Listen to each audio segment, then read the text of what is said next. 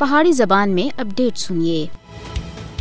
مودی دا بھارت مذہبی اقلیتاں بالخصوص مسلمانوں دے واسطے خطرناک ملک بنتا جا رہا ہے۔ مودی دے بھارت وچ مذہبی اقلیتاں دے خلاف نفرت انگیز جرائم اور تقاریراں وچ ہر گزرتے دیہڑے دے نال واਧਾ ہوندا جا رہا ہے۔ 2014 وچ مودی دے بھارتی وزیر اعظم بننے تھی بعد بھارت دی مذہبی اقلیتاں بالخصوص مسلمانوں دے خلاف نفرت انگیز تقاریر اور جرائم وچ خطرناک حد تک واਧਾ ہویا ہے۔ ایک رپورٹ کے مطابق بھارت وچ مسلمانوں دے خلاف نفرت انگیز تقاریراں دے پیچھے مودی دی BJP اور اس دے نال جڑے ہوئے ہندوتوا گروپ ملوث ہیں، جنہاں وچ RSS، بجرنگ دل اور وشوا ہندو پرشد بطور خاص شامل ہیں، اور ان ہندوتوا گنڈیاں کو مودی حکومت دی تھپکی حاصل ہے۔ رپورٹ وچ یہ بھی آخیا گیا ہے کہ 2023 دے پہلے 6 مہینیاں وچ نفرت انگیز تقاریراں دے تقریباً 80% واقعات BJP حکومت والی بھارتی ریاستاں وچ رونما ہوئے ہیں۔ مودی حکومت بھارت وچ مذہبی اقلیتاں دے خلاف RSS دے نظریے کو لگاتار پروان چڑھا رہی ہے۔ RSS دی حمایت والی